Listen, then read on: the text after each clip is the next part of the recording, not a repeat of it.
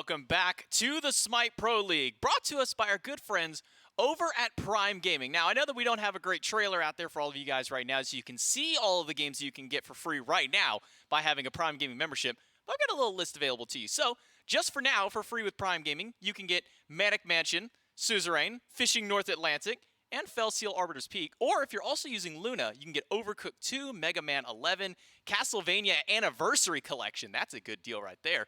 And Skatebird as well. Or if you're playing SMITE, and if you're playing Paladins, which you should be playing SMITE because you're here for SMITE, obviously, you can get a great Erlang Shen skill, the Regal Warrior skin available right now with Prime Gaming. And if you're playing Paladins, you get Brimstone Grok, which is another really good skin for a really fun champion. Back when I used to play that. So make sure that you're getting most of the Prime Gaming membership by doing that. And then with your Amazon Prime membership, you can get free 2-day shipping, music, movies, and more by doing that. So thanks so much for Prime Gaming for being the sponsor of Season 9 of the SMITE Pro League. I'm Dad1 Jay. I got Dad2 Charlie with me. We're back from vacation casting our SMITE. Now we're going to be on the desk at least talking about the Tartarus Titans and the SoloOrTroll Scarabs. A matchup that coming into this week, a lot of high expectations. But now it might be a little bit more skewed, Charlie, because as if you're just now tuning in and haven't caught up on all the drama that's been going through, Scream is no longer on the roster for the SoloOrTroll Scarabs. They're going to be playing with a sub this week, Oathhh, stepping into the jungle now. Yeah, I mean, the Scarabs were looking good. They had a lot of momentum built. And, similar story for the Titans as well, where it was just like, it took a bit for the Titans to really get their groove going, but they've also been looking good as well. So could be a little bit of a different dynamic going into the jungle moving on, but I'm sure both of these teams are feeling decently confident. And we'll take a look at the schedule and the standings at the very least to see what you may have missed coming into now the second half of the weekend. But if you're just now tuning in, you missed a banger of a set that just finished out. The Valhalla Valkyries found their first set win of the phase after 8 straight sets going down. They find a victory, a 2-1 over the Oni Warriors. So make sure that you do go back and watch that after this set is done. You got the Scarabs and the Titans, and then coming back tomorrow will be the Titans and the Valkyries, and then the Warriors and Bolts to round out our week. And as you can see there, I'll mention it again just in case you guys missed out on the waiting room and any discussion. The third set of our Sunday that was supposed to go through, which is going to be between the Dragons and the Scarabs, that got postponed a little bit later on.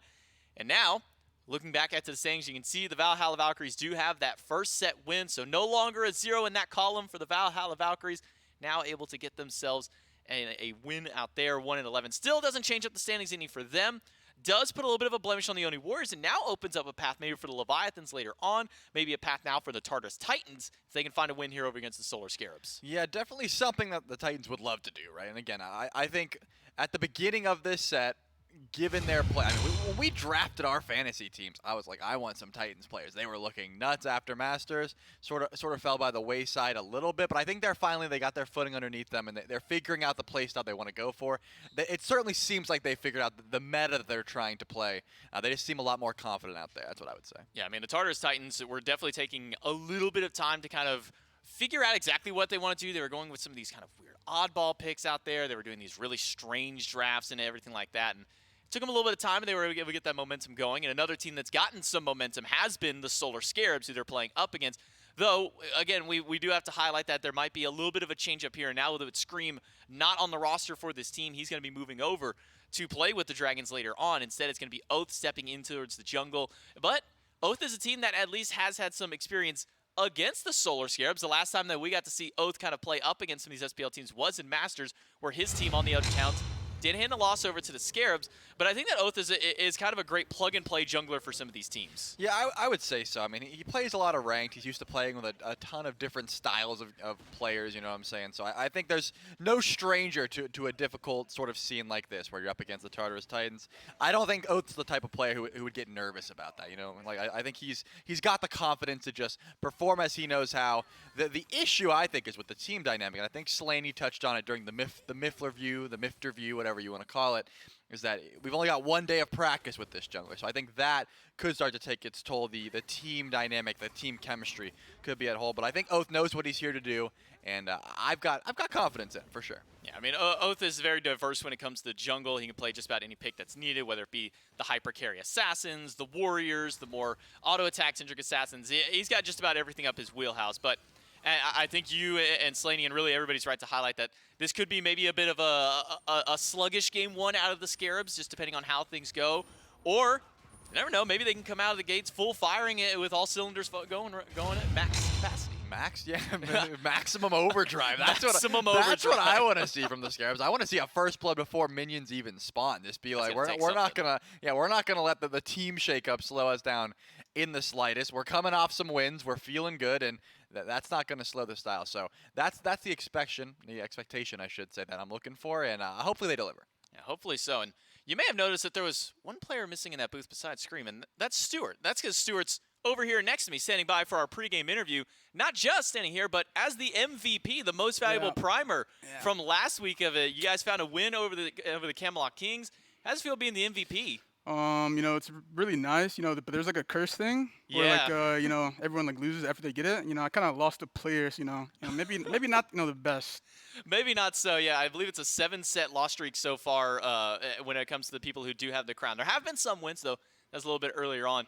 Your matchup against the Titans, we've been seeing kind of a lot of back and forth with this team. They've been going for some of the more oddball comps, and they kind of have gone back to traditional. Does that kind of change up or make maybe things harder in the draft phase going against a team like this? I think it's always difficult with them because they're like, I would say they're like a pretty like difficult matchup for us kind of, but I think that it won't matter that much. Kind of, they just try their stuff, you know. But at the end of the day, they're still like just a not decent, but good team. Yeah. And how does that matchup with Cyclone kind of go? You know, whether he wants to play the Warriors, the Assassins, the Hunters. I mean, how does that kind of change it up for you? I mean, we noticed you stick to a lot of the traditional stuff against them anyways. Yeah, I mean, sometimes it's like hard to play against in the early game, but you know, it's kind of all the same. I don't think like any like ADC players like too much better than me, so I don't really think it matters.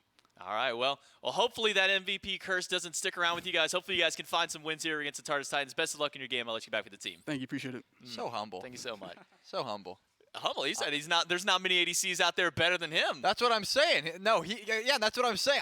If it's me, I'm the best, and that's just it. But Stuart's saying, like, there's not too many that are better than me. You know, I'm feeling good. You know, do you think he's referring to the other ADCs in the league, or do you think he's referring to some of the ADCs in rank that he plays against? No, if I'm playing Smite like Stuart, I'm saying I'm the GOAT. Like, period. Like, I'm the best. Everyone else is fighting for second. He's the MVP. He should ride that high. But that's what I'm saying. He's very humble, and he's saying, despite the fact that I'm just having a phenomenal couple of games here, you know, I'm gonna keep it safe. Well, going up against the Solar Scarabs will be the Tartarus Titans, and kind of talking about a team that has really kind of changed up their dynamic a little bit, and then now gone back to the more uniform style of play that we're more consistent of seeing out of the Tartarus Titans, and even with Layers, who is a player that hasn't really changed it. But I think that's something that, you know, I've talked with Myth before, and it's mostly because the jungle doesn't really get the option to kind of go for these whacker things. You know, you get these Cabrakan mids that were coming out of like Shinto, and then the warriors over in the dual lane compared to the hunters. You don't get to see a whole lot of that in the jungle. And so if you do need to stick to the standard, Layers is probably one of the best junglers you can have to do so. Yeah, unfortunate. There was a time when we saw like the Apollo jungle, and that was like the most shakeups we've seen since then. That was just Johnny. No, some people played Apollo jungle, man. They like trying it out. Either way, we are seeing Layers just stick to what's good, and the top pick, you know, these warrior assassins, things of that nature. He always does have those pocket picks in the back, the Awelixes, for example, if the comp does allow for it. But I think you're right to highlight Layers is just. He's just all reliable. You know, you go into your garage, you find the I don't know, the hammer that always is going to get the nail just right, and you say, that's Layers. You know, he's always going to do his job as we need him to.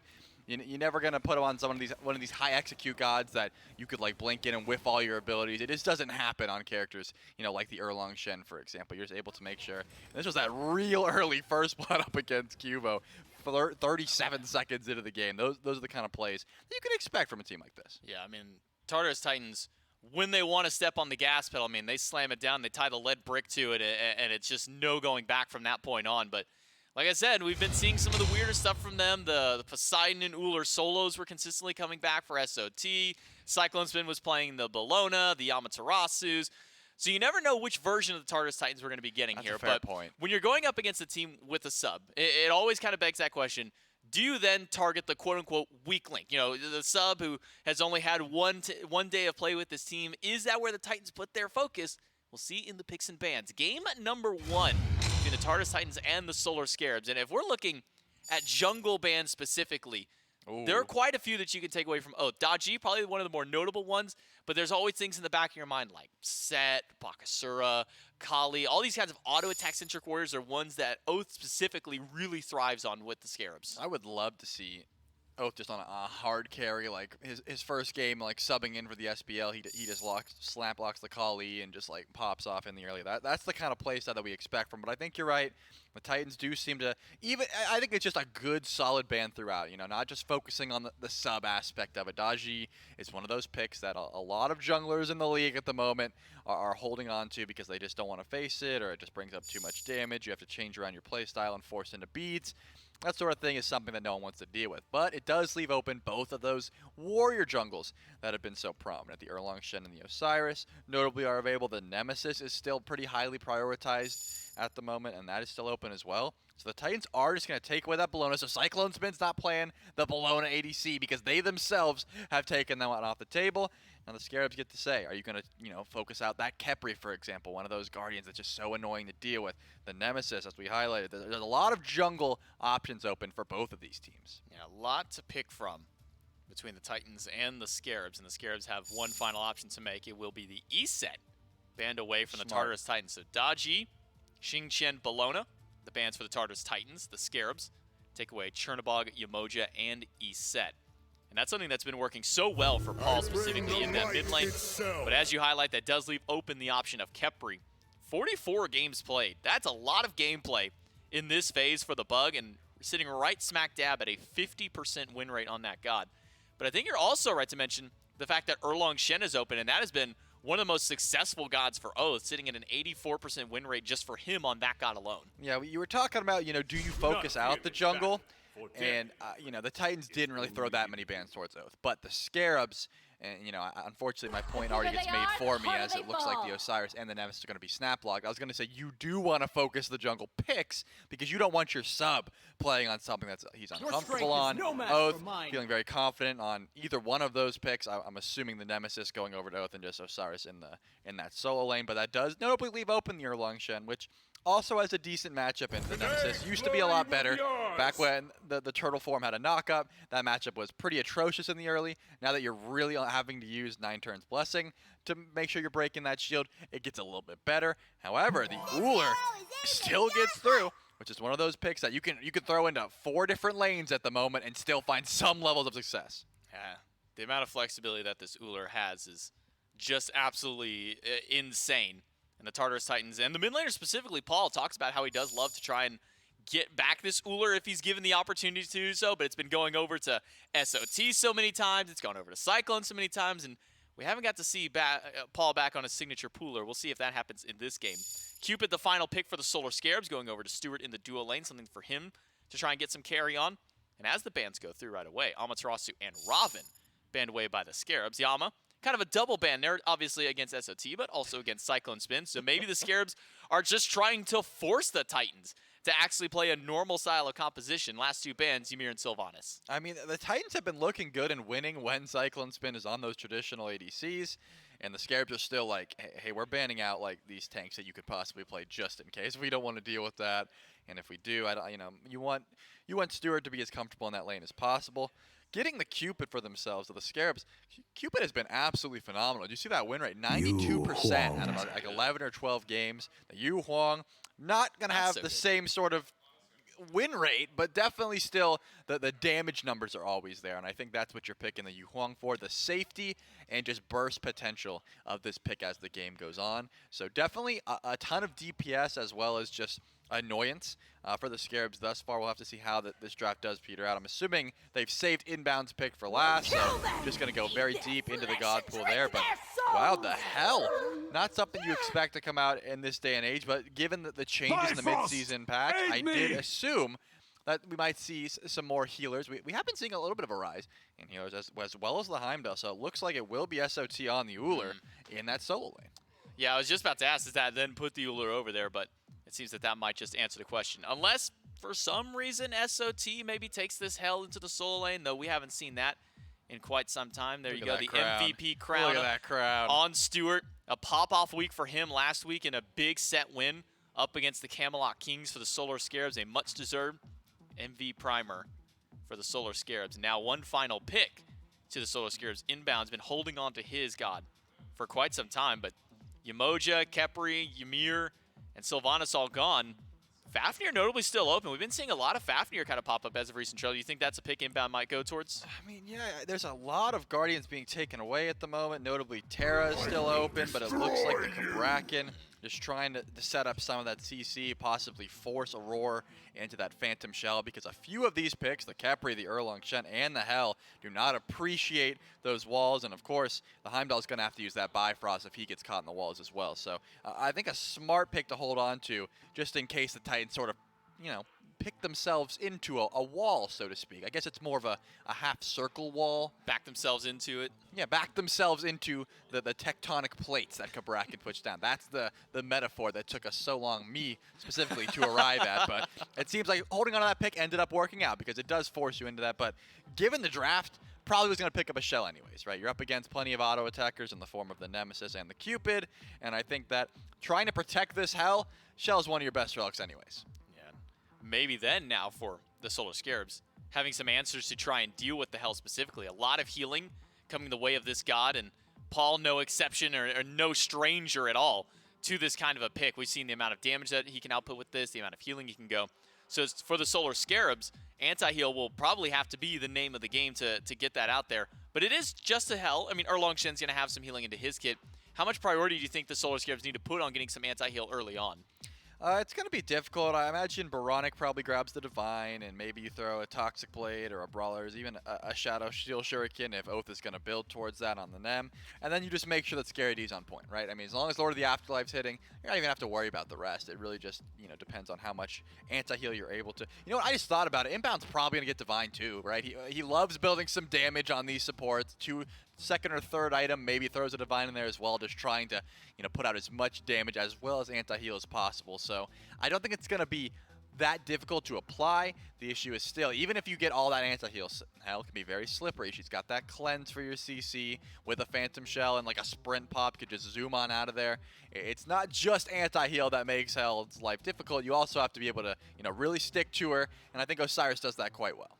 And one thing that we've been seeing, at least in the rising trend of the junglers, especially even with these warrior junglers, has been a more damage-focused style of play. You know, Erlang Shens and Osirises, they're still building primarily damage. So when I look over at the Tartarus Titans draft, that leaves their only real frontline as Khepri. So when it comes down to these team fights with this Osiris, this Cabrakan that are going to be that frontline for the Solar Scarabs, I mean, how does the team fight kind of break out for these two teams? Well, I would say the Titans probably want to sit back for a bit until you've itemized both of these hunters, right? Because once you've got a double hunter, the tanks on the Solar Scarabs, they don't look so tanky anymore. You're able to shred through them because there's a few of them, right? You got the Cabrakan, the Osiris, and Nemesis can steal some of those prots as well. So playing for the late game, and I imagine the Scarabs are going to get after pretty early. Could be a bit of a scrappy game between these two teams. Can the sub of the Solar Scarabs help them find a win in game number one? We'll throw it over to Dave and Gore to find out. Drama at an all-time high between these two teams here this week, not because of anything that the Titans have done, but the Solar Scarabs, a different look at their composition here this game. Tartarus Titans versus Solar Scarabs. Game number one, and Gore, it's going to be our first look at the Solar Scarabs minus Scream, who has been the spearhead for this team all year long. And now we get a look at Oathhh, who is one of the most storied junglers in the SEC, considered the next guy up. So I think an opportunity for the Scarabs to prove that they can do it with a different jungler, and an opportunity for Oathhh to prove he can do it at this level. That's actually the thing I think I'm most excited to see. You know, you listen to the MIFT review kind of coming into this, and there's like realistic expectations for the Scarabs, right? They're coming into this saying, you know what, especially as a team that has played with layers and with SOT in the past, they know what they're going up against. And they know that jungle, impactful role, losing Scream, you know, something that we've kind of memed about. Myth, you know, was saying the 80% because of the kill participation there for Scream, but a really, really high-impact player kind of gone for the weekend. It changes things. So what Oathhh is going to be able to do, not just in terms of team play, but also in terms of level of play, like we've mentioned with the Valks a lot this year, jumping into the SPL, it's not the easiest thing to do. So this is going to be a fun one to see. Just out of the jungle, what's going to happen? Scary D gets stunned by SOT, who's playing Ullr solo. Which, Gore, if this was like a month ago, I'd be baffled at the fact that we're seeing SOT on Ullr solo, but while this likely doesn't result in a kill, the implications now of SOT in solo lane is a lot of this, a lot of poke damage, a lot of abilities hitting. controlling this side of the map and getting one of your two ADCs pretty comfortably ahead, and Scary D is going to have a tough time. But Sot on Ullr solo has become more of a mainstay strategy for this Titans I team. mean, to the point where it became one of the most like banned gods over the last 3 weeks against this guy because of how much he was able to do. It's just impressive, again, what this guy and kind of god combination can do. And so Sot, I think, has a lot of not only pressure, I mean, that part's kind of obvious just from what you're seeing on the screen, but I think late game potential and carry potential on this pick is just through the roof. And the other thing that I'm really interested in is how this matchup ends up working for Scary D, because I feel like when Scream has been taken out of the equation, conversation has fallen onto Scary D having a really good game, Stuart having a good game, maybe oBoronic having a good game. Like every single one of the players, I think, on the Scarabs has showcased they are capable of winning the game for their team or doing something that elevates everybody else to that potential status. But will they be able to do it? You know, can Scary D pick this pace up with the Ullr kind of dominating? I think late game they have very different styles of play that they're going to be reaching. I mean, Sot's just going to be in Ullr. Nothing special is going on. It's just that Sot will be playing Ullr as opposed to any of the warriors. Whereas Scary D is still going to be able to jump in, you know, tether people, apply the anti-heal, which I think is incredibly important here, chase people down with the slows. And it might not work too easily on someone like Sot, who has a leap, Layers who can dash, maybe the rest of the squad because Paul has a cleanse. But I think there's going to be a lot of opportunities that Scary's still going to be able to disrupt and box in the late game. Yeah, I would think. Wonder, though, how the Titans' tankiness starts to look as the game goes on, because Lair is pretty aggressive with his starting build, mannequins into what could be stone cutting, could be golden blade, something like that. Don't expect Sot to build tanky. Layers, I suppose, could go somewhat hybrid, but haven't seen that super often on Erlang Shen. Of course, CycloneSpin's going to be full damage. Paul, start Warlock Staff. What I'm getting at is there's, Gore, maybe a potential world where Aror is just the tanky team member for the Tartarus Titans here this game. Maybe makes the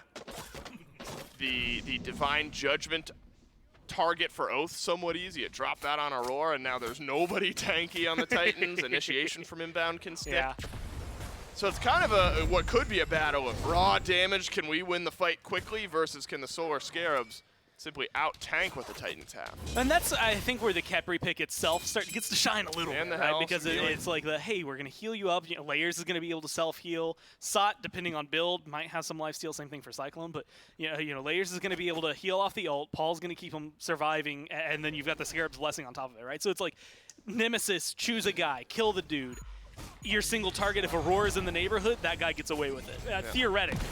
We've seen several times playing around it, and I think that the Scarabs should have some knowledge about it. This isn't going to be like a foreign matchup for anybody in this lobby, even though it's just how well you can execute that, I think is going to be the big change maker here for the Scarabs as time goes on. Because really, you know, like you said, a lot of the question is going to be farm, going to be presence in the map. Oathhh is a little behind in experience right now. But with no first blood on the board, no real like jungle ganks that have created a ton of pressure for any individual lane. Nothing out of the ordinary has happened for him. And honestly, I mean, it's coasting along. The only difference, the main difference this has between a normal Scarabs game is that typically at this point, Scream's gotten first blood because he leads the league in first bloods this phase. And I'm pretty sure this year. Could Oathhh maybe help out with first blood. Sot, half HP, but still has to jump away. Gore, all this to say, you know, it doesn't really matter because the Solar Scarabs, they've got the MV Primer on their team this week. And the MVP is what, on an 8-set loss streak? 7 or 8 sets in a row. The MVP is lost after being that week's MVP. I love the humor from Stuart though in the pregame interview. He's like, look, before our sets even gotten played, the curse is struck. We lost a team member this week, like, whether we win or lose. Yeah, we're playing without Scream, playing with Oathhh though, who again I think next guy up into the SPL has always been that conversation. Now, depending on how this looks, depending on how the landscape of the SPL looks, Oathhh could have some options. Layers thinks his options towards Inbound here. Good initiation. Unfortunately for Inbound, there are a whole lot of Tartarus Titans awaiting when he crashes down to earth, and Paul snags first blood And Gore, that's seemingly out of nowhere. Look at the mini-map. No Solar Scarabs on this side of the map. No one on that side of the jungle. Inbound looking for some wards. He was some wards and realistically just trying to get the offering, right? Like he was walking forward, he was going to get it and try to get his team ahead. Will SOT drop? Yes, he will. So at least the Solar Scarabs with Oathhh and Scary D have answered back with one. Some needed breathing room for Scary D, though, as SOT had put a lot of pressure on that lane. That delays the Transcendent stacking. Good answer back from Oathhh. Seems to be on the same page with Scary D, but Scary D is reading the wrong book. The Tartarus Titans have now dropped down the Osiris. Slayers have pin, doesn't have taunt. So Oathhh will be just fine, but the Tartarus Titans lose one on right and then gain one right back. Yeah, and that's honestly, that's a great kill to get. The guy who just got the kill on right is now dead. You get one back. Admittedly, maybe not where you would have liked it. I think Paul getting it is going to feel fine. Getting Hell online sooner doesn't hurt, but being able to throw that into the jungle, get a lead over Oathhh, or ideally if SoloOrTroll had been able to respawn and get back in time, that would have been maybe the most ideal to try and level that lane back out. But I don't think he's going to lose a lot of pressure from it. I think his clear is still just going to be cleaner at this point, stacking the Transcendent, so it's going to take a while before we maybe see the massive power spike we could. Aror's got Scarab's Blessing, and he'll use it. Will get proc, though. Can CycloneSpin do anything here? Connected with some autos on a Stuart who dashes through Heart Bomb. Not enough for the damage. Unbelievable. The Titans turning around the 2v2.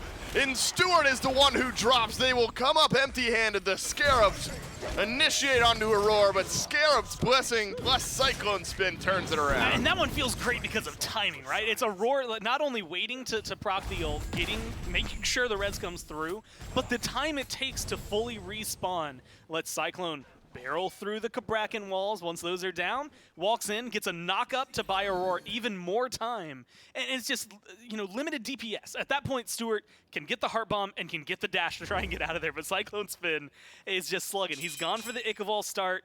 This is meant to box. This is someone who wants to fight anyway, and that just lined him up perfectly. Your Transcendence just started stacking if you're Stuart, so that power was going to be leaning towards CycloneSpin no matter what happened. I admire trying to get out of there, but CycloneSpin was just playing the kid a little bit stronger. Sure did. Now the Heimdallr off to a good start, 101, one level lead over Stuart. That's actually the case across most of the map right now for the Titans. Only solo lane, even on XP. Everywhere else on the map, a one level lead for the Titans. And a decent little gold lead is built up, about 2,000 or so. And again, you know, Gore, it's tough because what you can't do is put a lot of this at the feet of Oathhh, right? But you do get the feeling that in a standard Scarabs match, Yeah. Scream's got a kill or two, probably a death or two, sure, but like, you know, loves being aggressive and starting off the early game on the right foot. Oathhh did assist Scary D on an earlier kill, so the Nemesis doing fine, right? It's, again, nothing Oathhh has done wrong. But I am sensing a slight pace change from the Solar Scarabs. They're starting to lose out on the left side of the map. Roar's going to get slowed up by Oathhh, but Scarab's Blessing and some assistance from the rest of the team means Aror will be fine. Well, it all starts out with that one placement, I guess, of Inbound, right? Where he's walking deep, and then like the movie moment of he walked down an alley, saw a dude, and then turned around, and there were three more waiting for him, blocking his exit. I mean, that's exactly what that kind of play was, and that, I mean, was the go button. And it's kind of been happening over here. SOT just barely mistiming that to not quite get the stun, but little things like that, yeah, if that locks him down, not an odd mana, just use the disengage, probably kills off Scary D. But it opened up so much pressure for him. I mean, look at this, a Pyromancer. Inbound. Will he make the miracle play? No. Ultimate might not have connected anyway. Titans get pressure on the right side of the map, knock down the Pyromancer, and extend up their gold lead. Ooh. Now, not a worrying pace just yet for the Scarabs. No. You don't want to be 3,000 down in both gold and experience, but you Huang later in the game, gonna find some good damage. Haven't seen the big team fight from the Cupid just yet. Fields of Love's been so disruptive. Then a Nemesis shredding down what is otherwise a relatively squishy team from the Titans. These are still things that we feel like the Solar Scarabs may be able to capitalize on. Don't love the 2-level lead in jungle and the 2-level lead in ADC and the 2-level lead in support, though. Seems to be if the Tartarus Titans group up, say, around the Gold Fury Gore, could be a big springboard point here in Game 1. With all this experience, I'm wondering who who's been getting the gold? Like, they've got 6 wards, the Scarabs do, on the right-hand side of the map. I think one just despawned. Like, so much pressure from them in order to get that amount of vision, things like that. And it is, you know, that question, like, you're putting a lot of focus on this. You get to the Pyromancer there a little too late. It hasn't really been affording a lot of ganks. It has, I guess, given safety to ScaryD. Left side is definitely a lot more important with the Gold Fury. Root abduct, all of it on inbound. Double stun, catches Layers and Aror. Cleanse from Paul, drops the stun, and the purple buff confirmed by the Titans. So a couple ultimates used, namely one from inbound. But the Titans will get the purple buff nonetheless. Yeah, pressured. You double back for the Gold Fury. Titans seem to think so. You've got Shred, you've got Sustain, and the Scarabs. They've got an idea this is happening, but don't have the willingness to rotate in and fight it. Now just shy of a 5,000 gold lead in the last minute or two. 1,000 golden experience for the Titans. I think the real go button was the immediate invade, and not even invade, right? It was a roar just doing support them. Oathhh blinks forward. Aegis used by Sot. He'll jump away. Luckily, Paul around the corner. Now chases on. Layers has 9 turns. Blessing has blink. Once he gets out of combat, might not need it though because ScaryD has been stunned within auto attack range. There's the time from Layers, and the blink forward from inbound, but immediately stunned out by Sot. And the timing is perfect from the Tartarus Titans. They've already found 1 kill. Looking for a second on oBoronic, who eats a stun again, and Sot is simply dynamic on this Ullr. Jumps forward as a threat, and why not when you're playing the pick as well as Sot is. All the axes connecting. It'll take more tower shots worth of damage than the Scarabs were able to deal in that last fight. Yeah, and that last one was just to stop ScaryD from backing. Now, with Oathhh feeling like they could maybe resurge, kind of bully Sot for going so deep. Just not able to catch him. Yeah, he's gone for the fail knot. Look, Sot, and I said this the other week because he was missing a couple axes and it felt out of character because I swear he puts magnets in the other people's pockets. I don't know what it is, but he finds some of the best shots in the middle of these team fights. There will be 4 people stacked up and he'll hit exactly the person who he wants. Or maybe it's just that he's super lucky and when he misses the guy he wants, he hits someone else who's super high value and is going to die off anyway. And so I think a really, really good pickup there. And again, it showcases why this Ullr has been banned. It's not even just the Ullr, but that is giving so much utility over to the Titans. Is it happening again? Inbound walks forward into CycloneSpin. Gets ulted, dropped in place, but Layers is here this time. The 2 versus 3, but Layers the one losing in the damage department. Oh no, it looks like the 9 turns Blessing heal actually kept the Scarab's Blessing on his head. Oboronic able to answer back a kill. CycloneSpin stunned in the Bifrost. Oboronic with the poke damage from range. Turns it into a double for the Solar Scarabs. Inbound drops, but the Scarabs more effective in their trade. Yeah, I really like that play from the Scarabs. I think good damage from oBoronic, period. Needed. But a lot of that is Layers goes for the ult, has the ult, and right as he would have procced the res from Aror and gotten way more healing, Hunter's Blessing comes through. And all of a sudden his health bar is a little too high, and now the res is gone. Scarab's Blessing is gone. And unfortunately, he's left in a position where he's too low to try and get away, too close to the fight. Oof. Yeah, not able to get anything done. Cyclone, I think, just kind of riding the high that was Layers, feeling like he could get a lot done. And unfortunately for them, they bite off more than they can chew in a fight that just slightly goes wrong. Man, Sot, look at tower health. Now look at Sot's health is now the issue. Stun onto Oathhh, yes, beads used off of both targets. Divine Judgment not available for Oathhh. ScaryD teleports back to solo lane. Sot had to use the beads, but able to get out alive. Oathhh trying to help out ScaryD a bit. And I will give props to ScaryD. The amount of pressure that Sot's had. Just look at tower health. Really across the map outside of tier 1 on left that Stuart was able to get on 1 push. Mid and right have both been feeling the pressure from the Titans.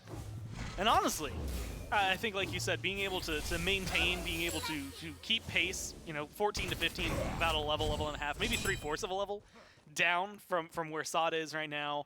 And like you said, kind of hard to exude the same amount of presence. When you're going up against an Ullr with a trans, a fail knot, he's going to be feeling really good when he's hitting that damage, especially with the amount of axes that we've seen connect, versus ScaryD, who has a sovereignty. The shield's going to be nice, but it's not the same amount of damage, same amount of control that you're going to be getting just early on in lane phase. So feels pretty good, I think, for ScaryD to be able to maintain as much as they have. I also have to give shoutouts to SoloOrTroll because I cannot imagine someone else who would be at 1/4 HP with 1/8 of their mana bar and still turn around to throw an axe and a couple abilities out just to see if you can hit it. Just absolutely insane over there. And it's been fun to watch. I mean, they're giving a lot of entertaining style of plays. And it's for good reason, right? Pyromancers respawn. You're around 17 minutes. Either you get a Pyro with a good fight, maybe force a fight afterward, or you can find a Fire Giant if you're able to make something big happen on this side of the map. Yeah, Titans haven't had the consistent phase that maybe they have been hoping for, but a team that always shows up come tournament time. I don't know if the team has ever really been worried. I think trying out a lot of strategy, some working, some haven't. Scarabs pull the Pyro, but the Titans steal it away. And now the first big team fight of the game looming on the right side of the map. Double push in from oBoronic. It's a great initiation. And then the wall's up from Inbowned. A double taunt from Layers helps the Erlang Shen re-engage on a ScaryD who's gobbled up by Layers. And the Heart Bomb forces Aror back. A double kill from the Erlang Shen. And Gord is right next to the Fire Giant. If the Scarabs are not careful, don't put up some pressure, could be a free FG. And a Pyromancer steal for the Titans. Yeah, you've got 2 carries into Hell, plus Sot, who has really long-range abilities. He's going to be able to get the targeter over the wall here. Wow, they'll get it. So he'll spot oBoronic if he even steps forward. And that's just, again, good plays, good heads-up awareness, I think, from the Titans. I have to give a shout-out to oBoronic, because I think oBoronic's playing incredibly well on this Huang. Yep. It's just unfortunate because he is not getting matched by the presence around him. And it's not even the fault of the Scarabs, it's the Titans, specifically Layers, with some really good taunts, really good damage, and the CC control that they have, specifically in knockups, pulls, or in the taunt there. Oh no. Just feels good. Gotta be a kill here for Sot. He's got the beads. No, because Oathhh is in range and so is oBoronic. The 1v1 that would have gone to Sot ends up being a 3v1. That does take off an FG buff from the Titans, so a small win for the Scarabs, though they've lost their tier 2 on right in the meantime. Find just a bit of breathing room. You'll have to wait 30 or so seconds before the full 5-on-5 push. And you get the beads off of the solo lane Ullr. In an otherwise tumultuous situation, Scarabs able to find a small silver line. And honestly, that actually ends up being worth a lot more than it normally would be. Like, if you kill regular solo lane, let's say ScaryD had a Fire Giant, he dies. That doesn't really affect your team that badly. Yeah, you lose some sustain, maybe you lose some of your punch power. You're Osiris, so it feels a little better than some of the other warriors, but it's not that bad. You lose it on an Ullr, as well as the beads. I mean, you're losing tower push potential, you're losing a lot of carry potential in fights, survivability for Sot as well. Primal Fury stolen by the Scarabs. It's a game of steals right now. And the Scarabs, the more reason to do it, but you're going to lose Inbound in the meantime. A Fields of Love catches out Aror, who does have Scarab's Blessing, will use it to move speed. Not enough to get away, but Scarab's Blessing gets procced, and Aror dashes back in, avoids stunning the rest of his team, and now Paul has oBoronic in his sights, and it's CycloneSpin who deals the killing blow. Layers could taunt the Scarabs back in here as well. Double taunted, perfect double pin. Layers doing it all. And the Tartarus Titans continuing to find team fight and continuing to find pressure with their Fire Giant. And Sot with the rotation. Look, he's using this range so beautifully. The axe over the wall, the jump in as well. Dominating. Look, a double kill for a solo laner who has been he's been wanting to fight since the first second he loaded into the game. And now he's hit those power spikes with the Hydra. Yeah. And you can see him continuing Inbound, this is not going to go the way you think it's going to go. There's too much damage, healing, sustain, and lockdown between these 3 members of the Titans, Aror, Paul, and Sot. The Titans have just ignited this game. Yeah. A couple of kills around FG, a Pyromancer steal, and an increase in about 3,000 gold. Now, I do think the slower portion of the game can't be ignored. The Titans, with just a few kills, some rotations, built up a massive gold lead that they then capitalized on around the FG. Seems like one by one, Gore, the Scarabs are just going to walk in and get taken down. What's that gold lead right now? Because it's large. It's large, and it's getting worse. As the left side Phoenix going to get sieged up, and the Scarabs trying to fight out into the Tartarus Titans, but you've got a Trebuchet that's dealing the damage. You've got oBoronic who's got to leave. Should be a left side confirmed Phoenix from the Titans. And Layer's going to get out in mid. This is just completely turned into a domination performance from the Titans. All centered around the damage, the burst, and the lockdown. I thought you were like domination the game mode when it comes around on match of the day. Yeah, it does feel Unfortunately, that way. the Scarabs are not controlling the points. Wow. The Titans have just not stopped. It has been an absolute onslaught. When you've got Sustain and you've got Lockdown, why not?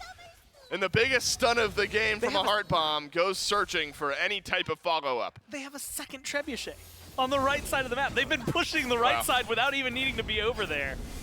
And now that one Trebuchet on left, once those minions are gone, it's going to start going into the Titan. They've got all the pressure in the world to work with. This is just absolutely non-stop. I don't think the Scarabs have had all 5 members on the map at the same time in like 2 minutes. I think from the start of the Fire Giant buff, the Scarabs have just been juggling who's been alive and trying to defend essentially the entire time. The game will go on is a very polite way of putting it because the Titans have just blown the doors off this thing.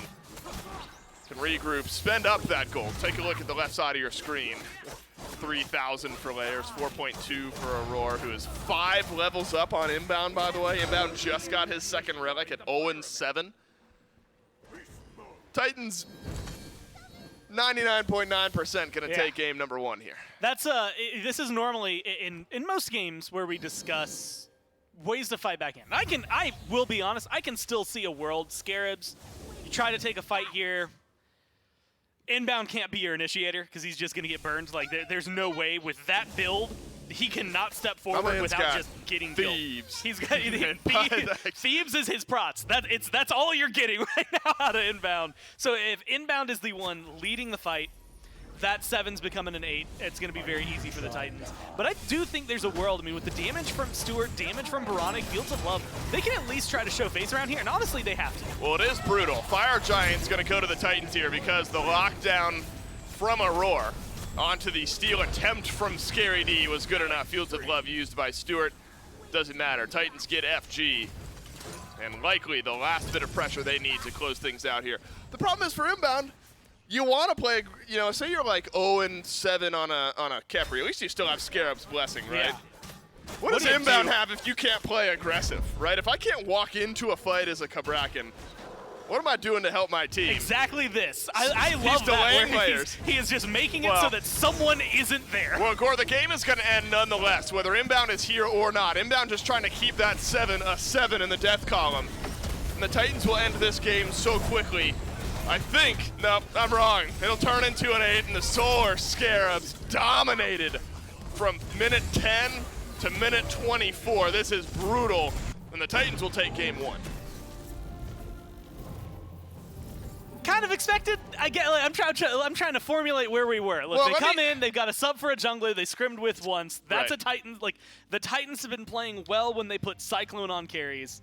You put both of those storms together. That's the kind of game you're gonna get. I don't know.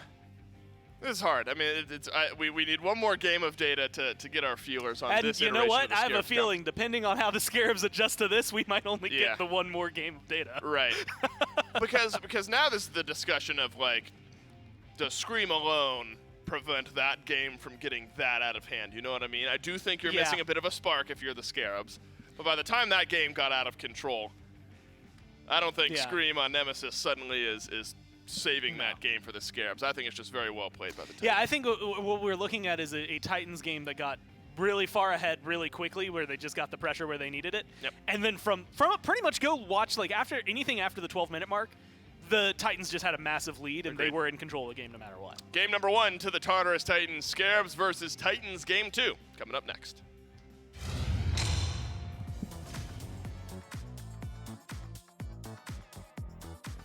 Hey, wait, what did it win? You win the respect. You're telling me an alien wore this? Perfect. Okay. Okay, that was a good cut. Messaging him to mute.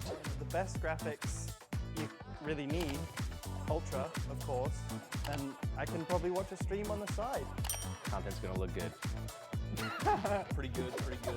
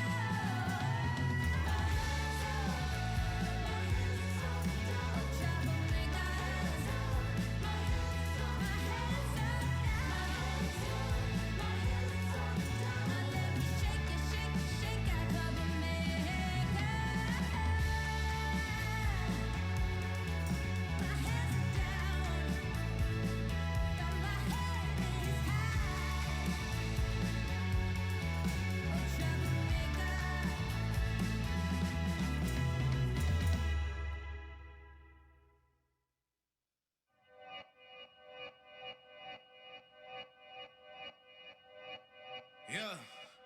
Talking to my mirror like I love you so much. Curving on my critics like I heard you, so what? You can't kill my confidence, I think I'm the man. Tally all the I ever gave on my head. Lately I've been living like I can't take a loss. They ain't wanna help me, that's what made me a boss. You can't kill my confidence, I think I'm the What's up, Smite fans? Dolson here, and Season 9 of the SPL is shaping up to be maybe the best ever. And to help us get there, we're partnering with Alienware to provide us, our players, the production team, with state-of-the-art gear to make this year one of the best yet. But don't take my word for it. Let's hear what the pros have to say. As a professional player, it's super important to make sure that you just have the absolute highest quality gear and peripherals that you can ever get.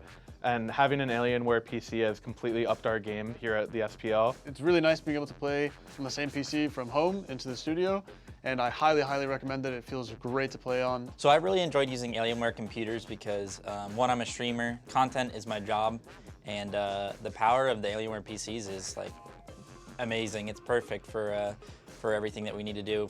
I stream 1080p, no problem. I have no issues with FPS, no frame lag or anything like that. 64 gigabytes of RAM is just something that you can only dream of, and like it helps so much with processing like anything that you need to perform, like multitasking, whether it's streaming, recording, gaming, like everything all at once, and it's been a very smooth experience. As someone who doesn't enjoy building my own PC, the Alienware's kind of got everything in one machine. It was super easy. I really like the pre-built Alienware as well because it's really hard to get a graphics card on the market currently. A 3090 is like impossible to obtain, so being able to play on it has been honestly a very lucky experience. Back in the day, I used to game and do all my content on a really pathetic laptop, and once I actually was able to get an Alienware PC, there's just no turning back. For a lot of players that were used to just their home setups and maybe didn't have top quality products, going to such a huge upgrade with our Alienware PCs has just absolutely increased the quality of our practice. I'm just a big fan of Alienware. I think they're the top of the line PCs literally for a reason. It's definitely the best PC I've ever had by a long way. Shoutouts to Alienware, great company, love them a lot. And I have nothing but praise for the product. That's high praise from some of the best gamers in the world. So thanks again to Alienware for powering us this year in Season 9 of the SMITE Pro League. And remember, if you want to get your hands on some of the gear that our pro players play on, make sure to check out Alienware on all of their socials and at their website as well. I think if I didn't have my Alienware, I would go out and purchase one right now.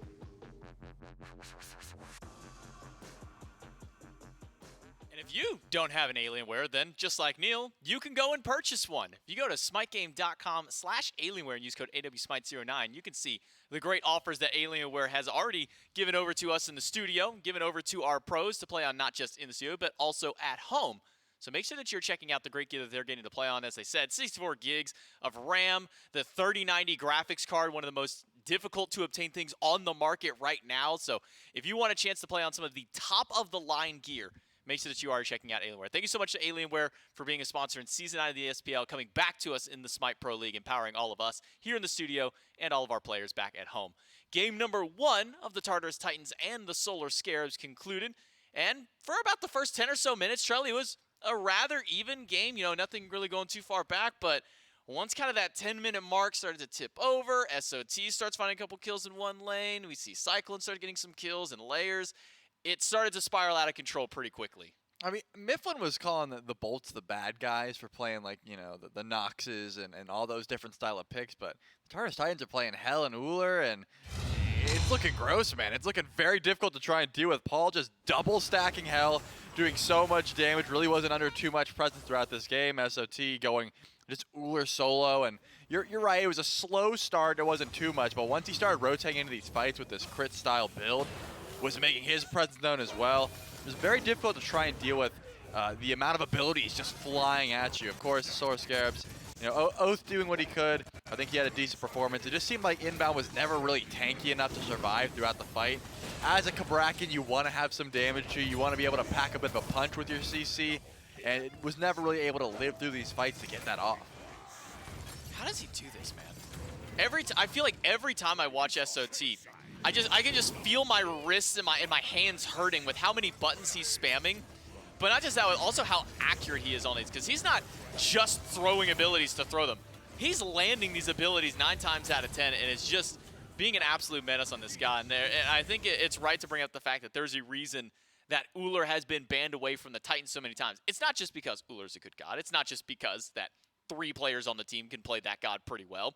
It's because when SOT is the one playing this god, you get plays like this time and time again. He switched it up.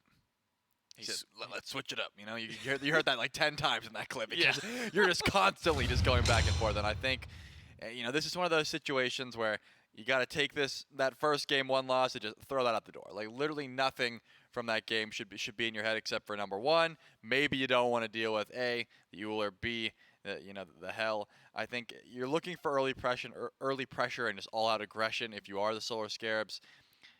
The Osiris found some success in lane, but it just wasn't able to really translate. You can see by the damage numbers, they really weren't able to survive through these fights to do what they needed to do. And I think putting SOT off this Ullr would be a great start trying to open up some of the map, just let these team fights go a little bit smoother. You know, you can live through these fights a lot longer and try and CC and peel for your team when you're not getting crit for like 900 as we saw. Yeah.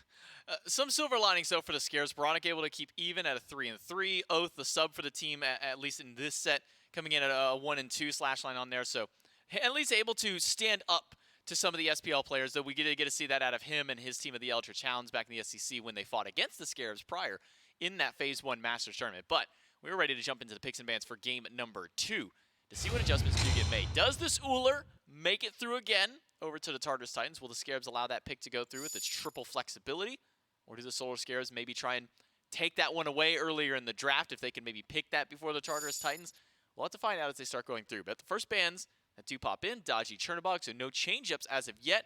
If I'm not mistaken, Tartarus Titans banned away the Shen in this slot last time around, and seems they'll continue that same trend in game 2.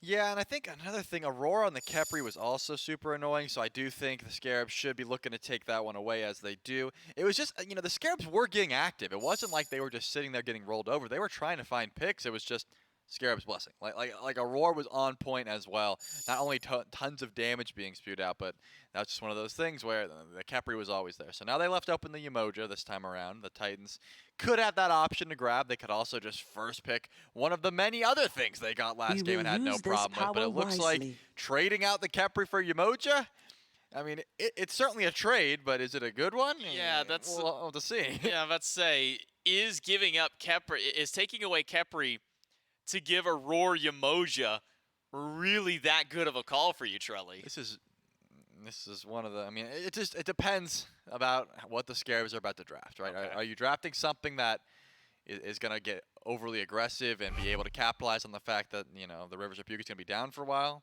That god can walk through walls, so he doesn't care too much if the Osiris gets locked in. Do you still have an answer for the Ullr? You're going to grab it for yourself here? Because if not, if Ullr's not locked in, I have to imagine that's what to follow. I mean, SOT, not only does he like having this pick to get some pressure, it's just he has fun on this character. You're in a 1-0 situation.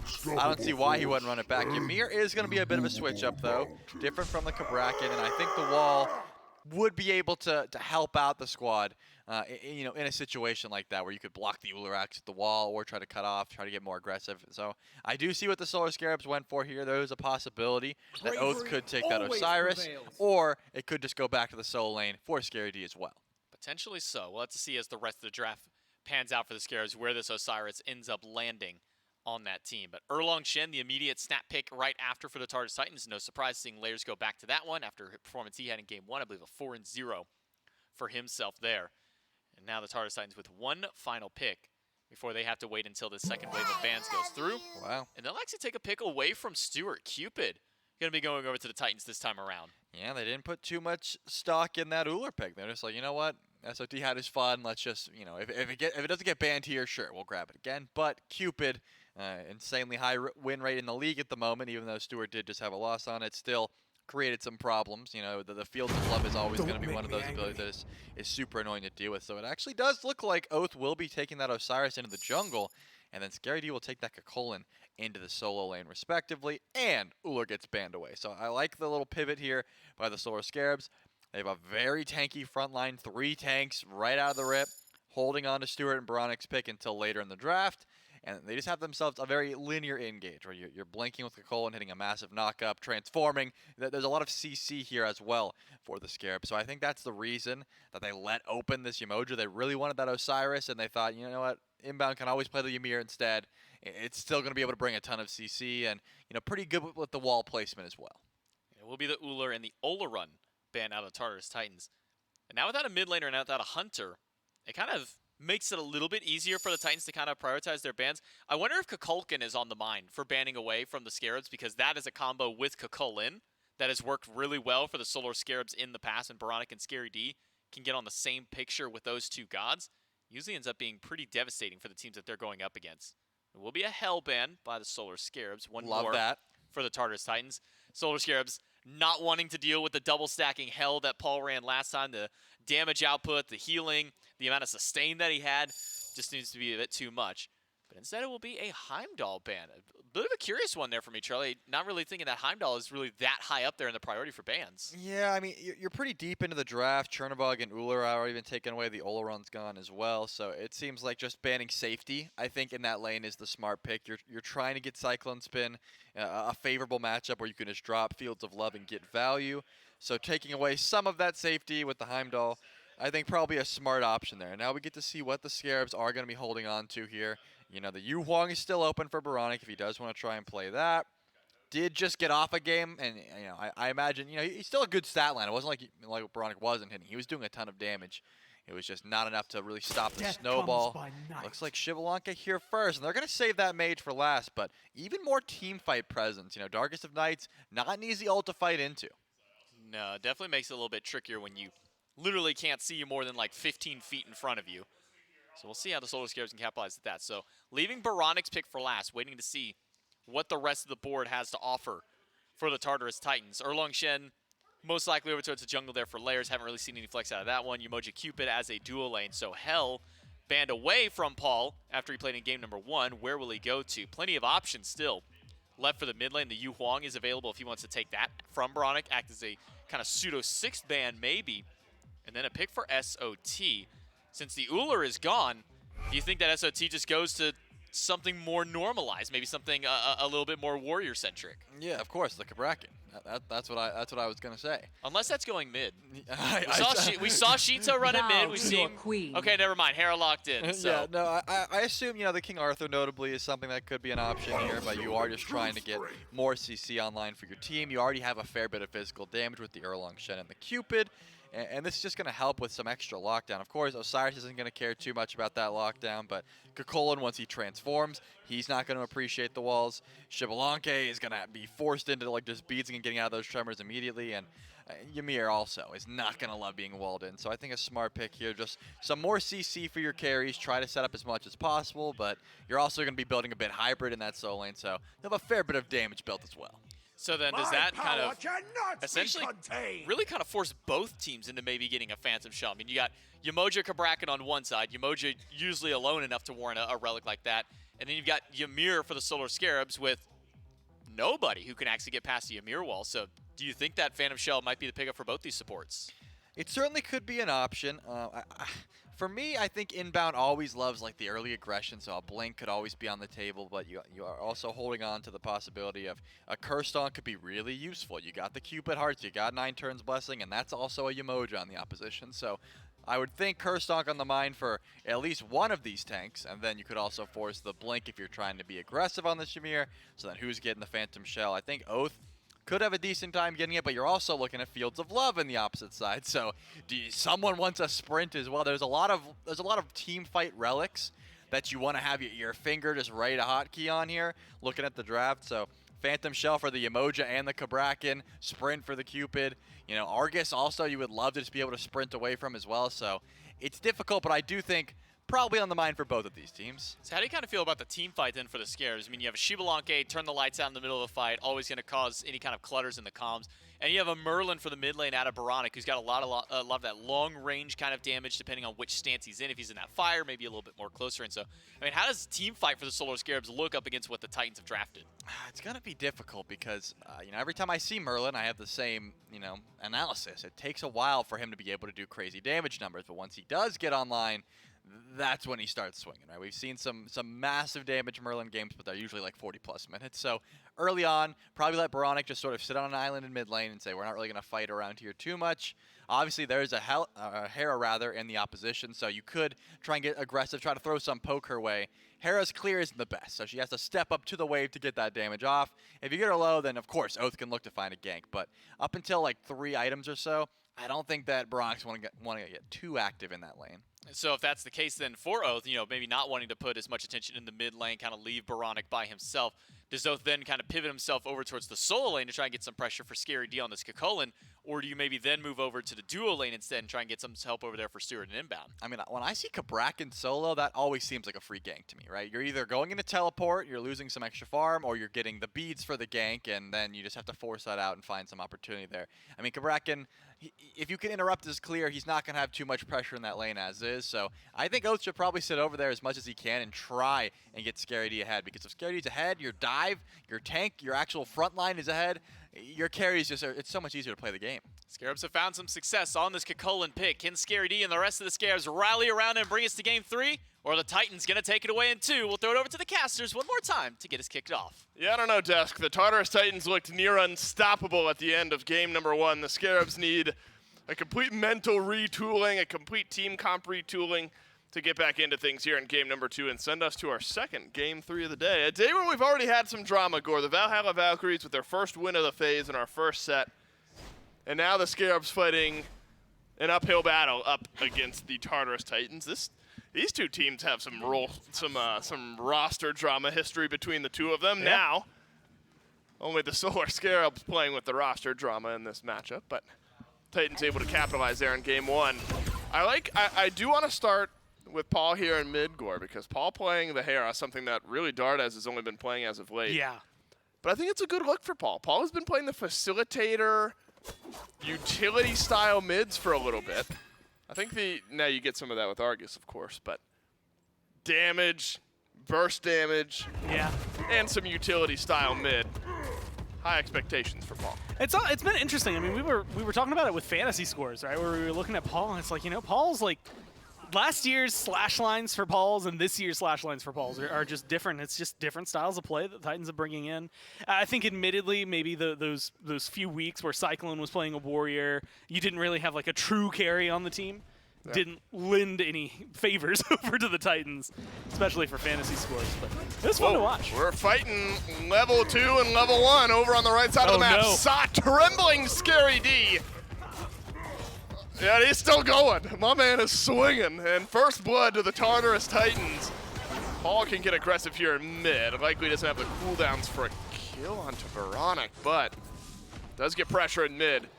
And how about it? Ends up being a fighter, or a mass start rather, for SOT into a little bit of damage. And first blood to the Titans on right. And I mean, I love that. Like, look, SOT, the Tremble works out really well. Does end up being the thing that gets the kill. oBoronic's in trouble. One more auto, and Layers has got it on. It started off terribly for the Solar Scarabs. SOT has gotten a kill on right. At least one gets pulled back for Oathhh. But it's just happening. The player cam for Scary D says a lot there. Eyes closed, kind of pursed lips. 2-0 start for SOT, 2-0 start for Layers. oBoronic, Oathhh, each with a death. Scary D with 2. Titans find themselves just shy of 1,000 gold in the lead in 2 minutes. Aror. Well, no, I don't think he's that worried about anything.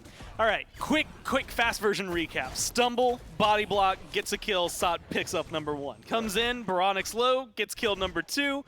You lose Paul there, but the damage numbers at that point for Oathhh, diving that deep. Well, Paul's able to get a lot back, so his Layers, boom, they get the next one. I have no idea what happened in solo lane other than SOT just went crazy and killed off Scary. And I think it's a lot of this, right? He's going to be able to control where your movement is. You're going to take a lot more damage than you expect while you're trying to clear the wave. And if you stick around in that, SOT cancels it, goes ahead, stuns you, slams his walls up, against you. And at that point, you're down to, like, what, a third health? And we don't have ults yet. But given that's coming up soon here for SOT, you have to imagine some lockdown on Scary D is going to be coming along with it. So I think a lot of pressure that's going to continue to mount because it's just this style of play. And that's going to be rough to handle. Well, SOT getting close to level 5, if he can keep Scary D in lane. Scary D only has the 1 charge left on that Chalice.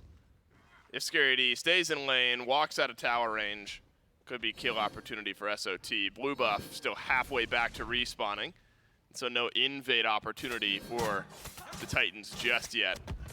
But it's been a couple, now this game not over, but it's been a couple good games so far from Layers. Sod at 5, won't drop the walls around Scary D. Yet. Wants to. Won't. I wonder if he's trying to calculate how much damage he really has here. Now that Scary D is level 5, unlikely.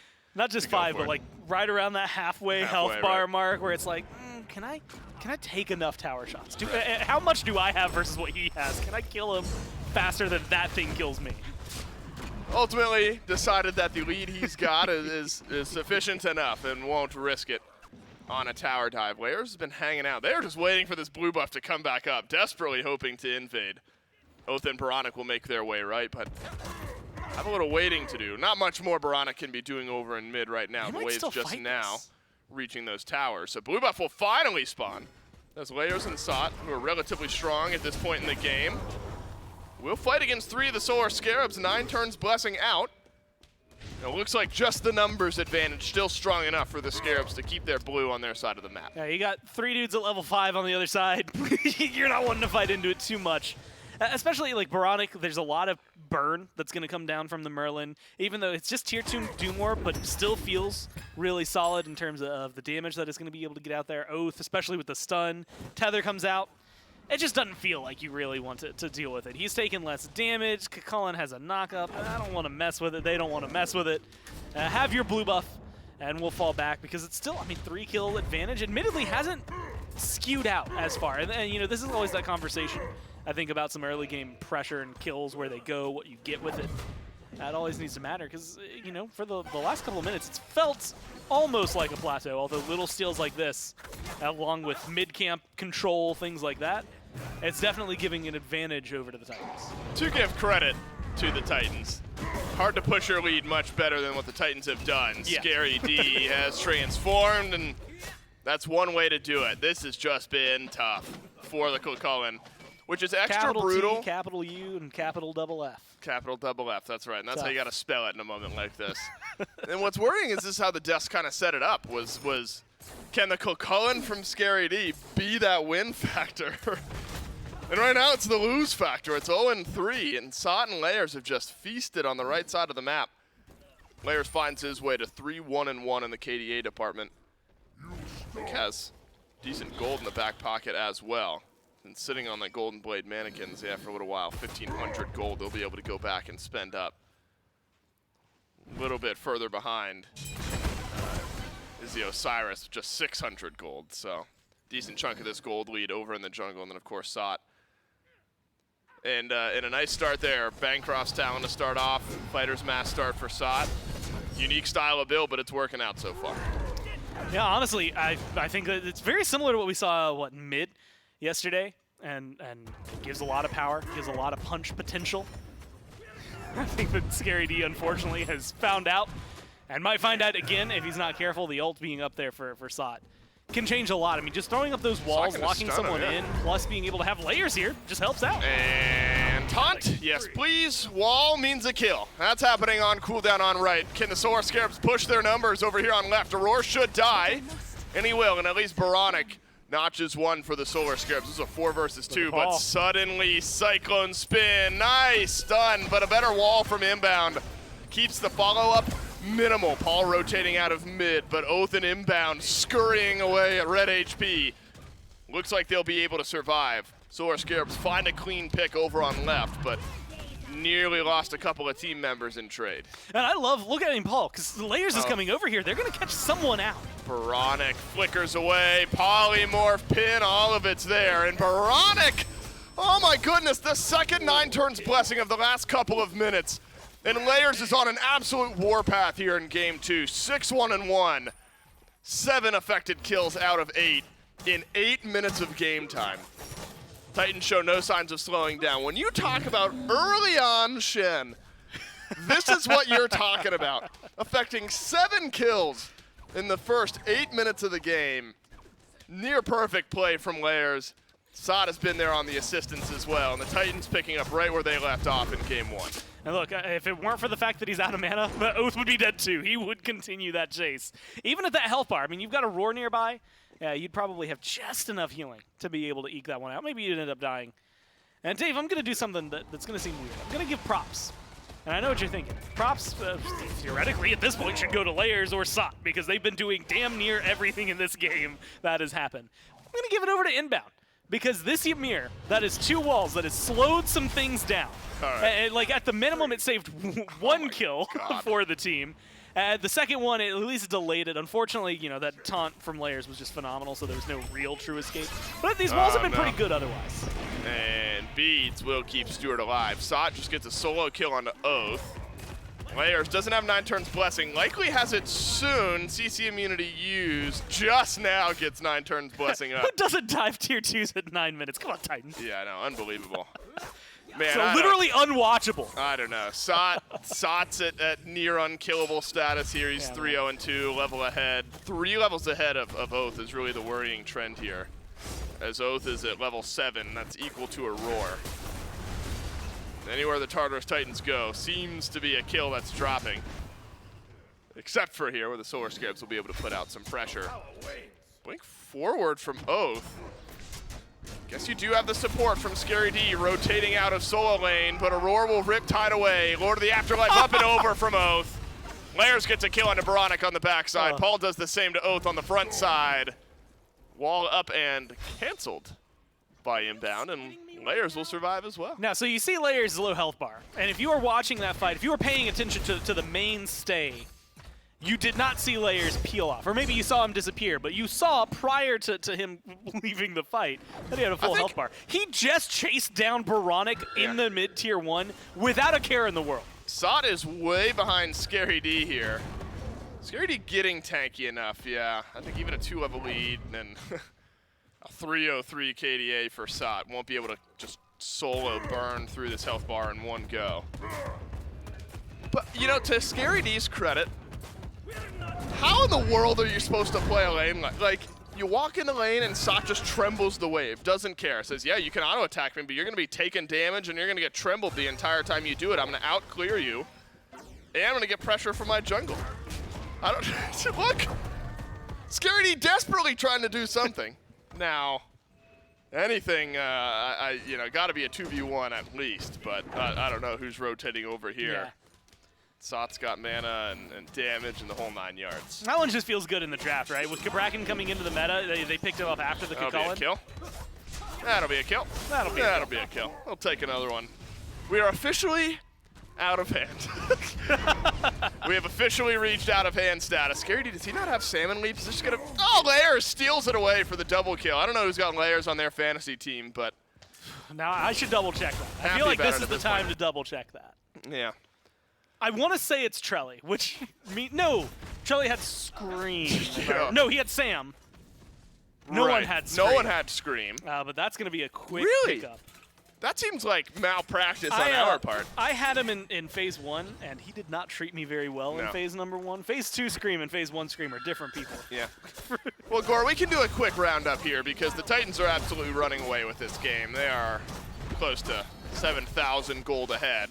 Will be 7,000 gold ahead unless the Scarabs steal this away, which they will. And so a small win from the Solar Scarabs. Instead of it being 7,000 gold in the lead, it is only 6.3k at 12 minutes. So a small win for the Solar Scarabs. And they can get back to lane faster when Sot inevitably pokes them out a bit. That Pyromancer passive will help the Scarabs get back into lane. But we can do a quick roundup, Gore. Okay. I think the scoreboard tells you about what you need to know about how the first 12 minutes of the game have gone. Layers has been everywhere.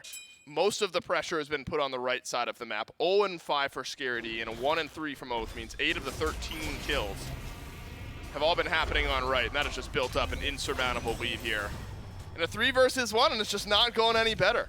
Paul has got Staff of Mirrodin, so watch out for this. When Argus drops down, you need to be running if you're the Solar Scarabs because the damage will follow. And the lead is massive enough, Mirrodin or not.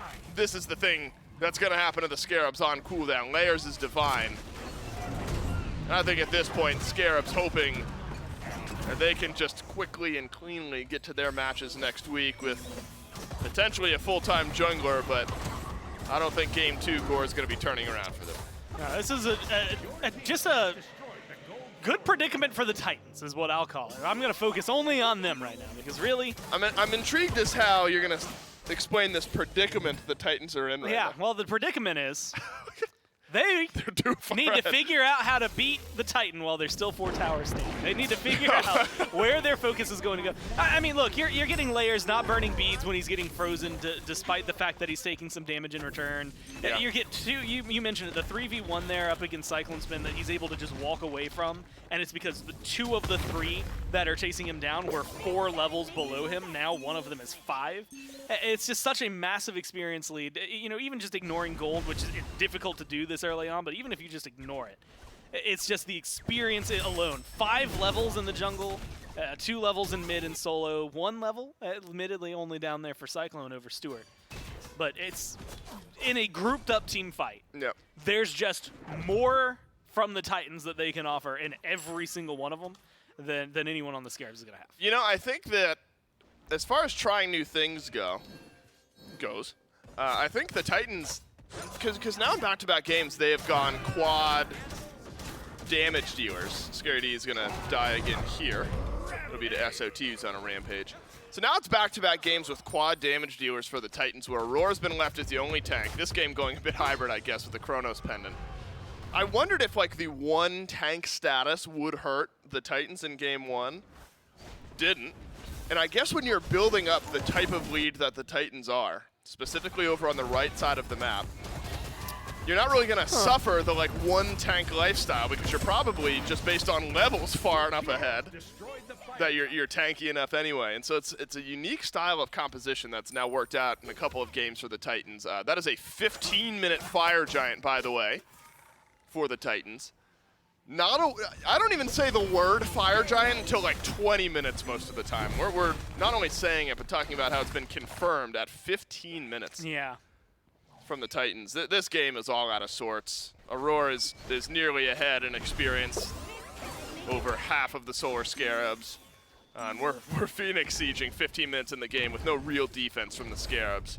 But here's at the this question. point, we're just trying to close it out and get the Scarabs home safely. What I'm wondering, and here's the challenge I present to the Titans, is how high can Layers get his kill streak, A, and B, why is it that is somehow not the fastest fire giant this year? I go to check my notes. This year, we had an 11-minute fire giant earlier this year. That's what I wish I had written that down, because I don't remember. Who would have done an 11-minute FG? That had to have been like the other team is doing Gold Fury. And we're just gonna clear wards and just spam the fire giant as fast as we can. That's got to be exactly what that is. As the Vuvuzelas ring out from Stuart and his ultimate. And the Tartarus Titans on the verge of ending this game in sub 20 minutes. And beyond that, the verge of ending the game in sub 17 minutes. Not sure they're tanky enough to fully siege down the Titan just yet. But the Titans will win Game 2 here eventually, barring one of the most catastrophic meltdowns I've ever seen. All right, let me give you the timer we're looking for here. 19-19. So that's the fastest so far this year. Titans are racing against the clock at this point, and they've got 2 minutes and 20 seconds to do it. challenge for them is to try and beat 19-19. I don't think they're going to be able to do it, because I think they've got to go back and reset. They lose Fire Giant right around that time. Yeah. I think they're just going to be over 20 minutes. Let me ask you a question, Gore. Okay. And just because that's your job, so yeah. Yeah, it is.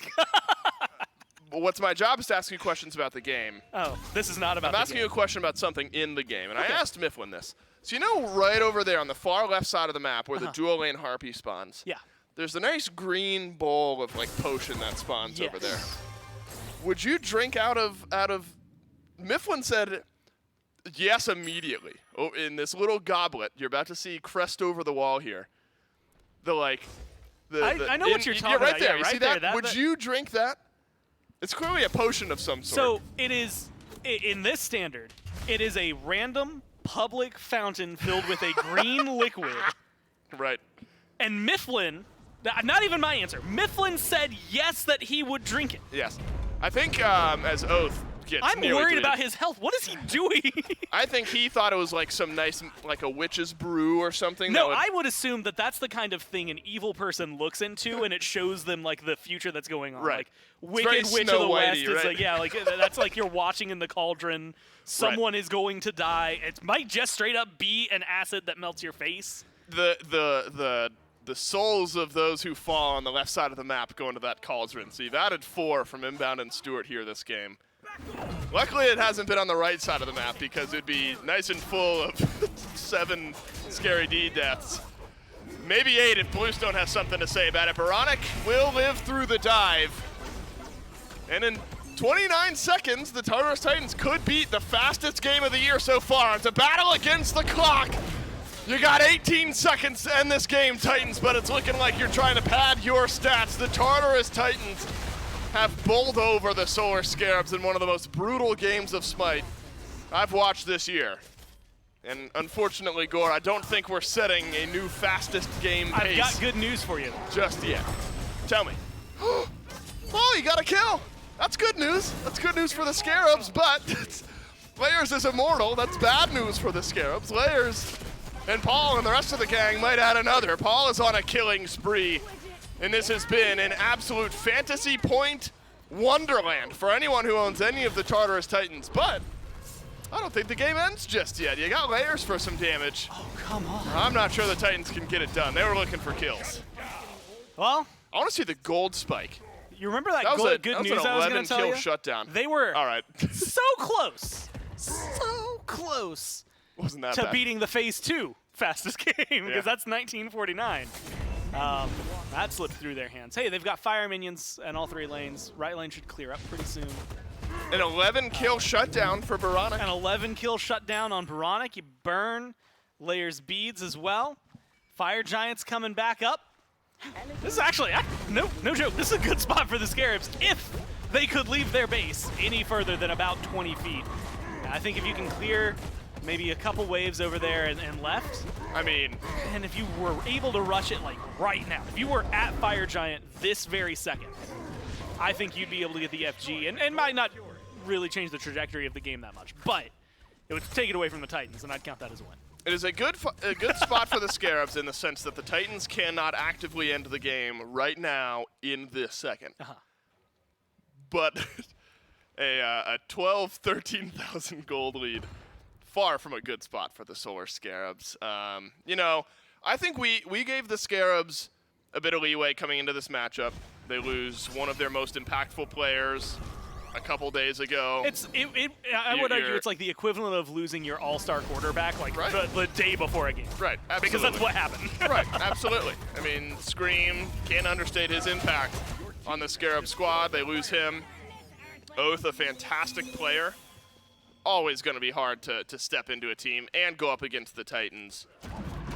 The Scarabs were battling against a whole lot outside of just the Titans going into this matchup, so I tend to give them a bit of leeway and expect and hope that they're able to get back to some of their winning ways. Really, the timing of it all is just kind of brutal for the Scarabs. Yeah. You know, they had beaten the Kings. Right after a huge win Right there. after a big win. They beat the Kings on a couple set win streak. Honestly starting to challenge the bottom of some of the middle 5 teams in the league. And unfortunately, that has all come crashing down here as the Titans will extend us into the mid-20s of minutes. We'll grab the next Fire Giant. But looks like we're just over the horizon of one more fight. And the Tartarus Titans will give us one of the most convincing wins we've seen so far this phase. 12-2-4 on Layers. And the 0-8 of Scary D is where a lot of that started. Just a matter of time when the Titans choose to engage. Yeah, it's the countdown timer to the fight. Good news is the Titan does a decent amount of damage. You don't have any fire minions. It's not like this is an EFG, so just walking into the Titan room is going to be a little more difficult. Hell, you only have one guy who's level 20 in the game. Like, you don't have the damage yet. A little more difficult, but still in a very strong spot are the Tartarus Titans. You will get the pin onto Scary D, who is hoping to avoid ending this game at 0-9. But you need your Cullen up front to give Oboronic and Stuart the space to operate, and that means you're face planting into a mountain of damage. The Titans will walk towards the Titan. Inbowned throws up the wall and drops down the ultimate. Paul does the same as well.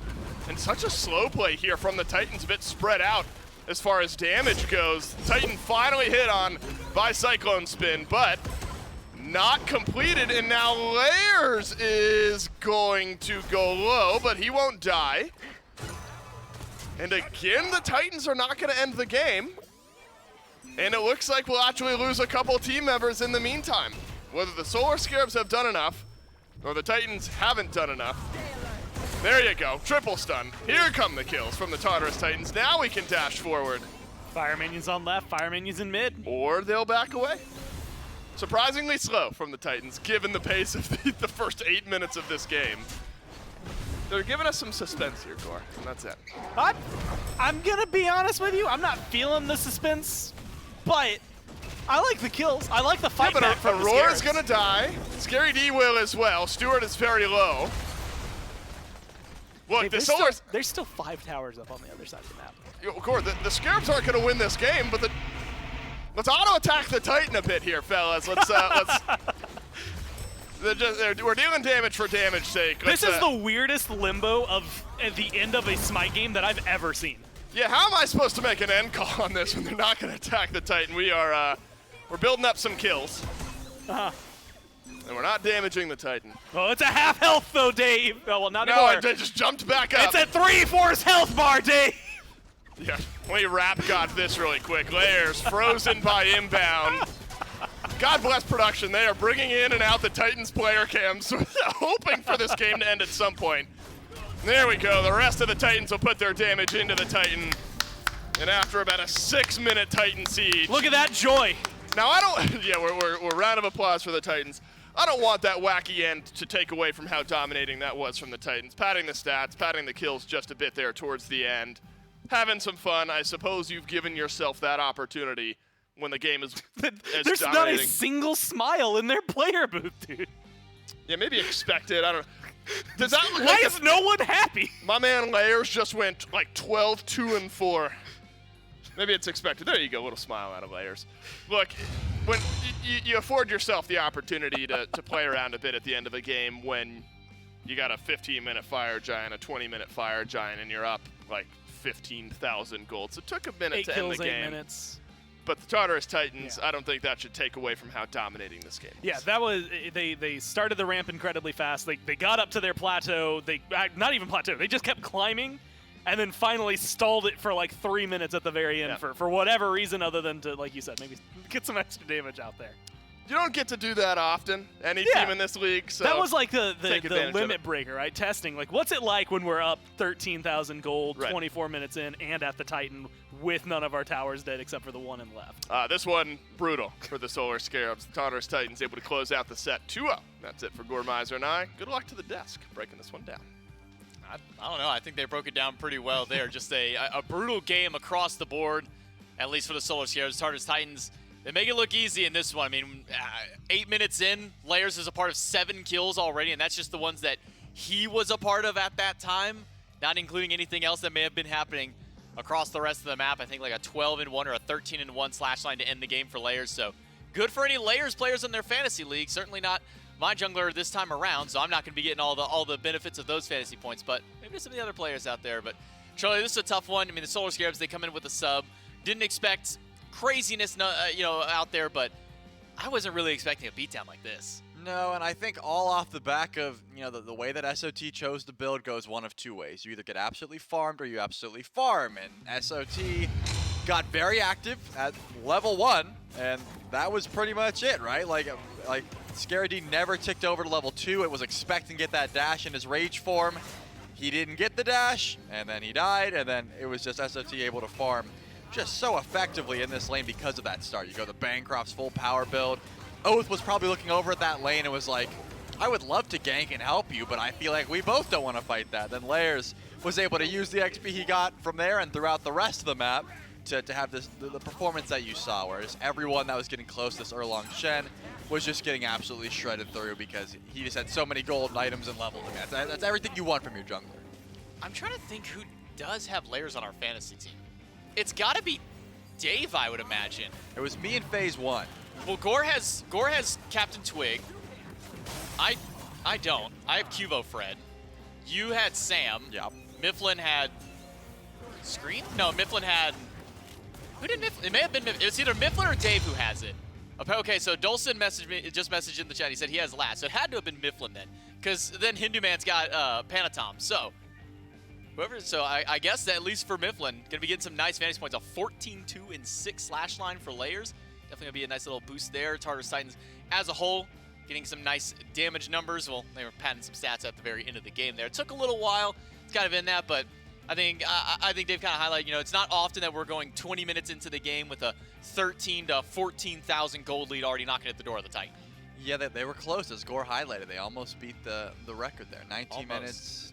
They were able to close it out a couple minutes prior. They had to back up, unfortunately, so they're not going to get the quickest set this year. But still, a very dominant performance. And again, I gotta highlight the build from SOT. It's one of those things that could easily go south if you don't get off to that great start. But when you know when you can fight, when you know when you can take those engagements, and you get that lead, it's one of those things that can really snowball a game. Yeah.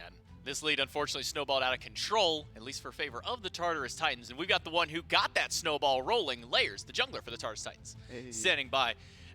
First off, congrats on the 2-0 set out there. Felt maybe kind of like a business as usual for you guys. You're going against a sub for a team. They just lost their jungler in the Solar Scares. I mean, what was kind of the thoughts coming into the set for your team?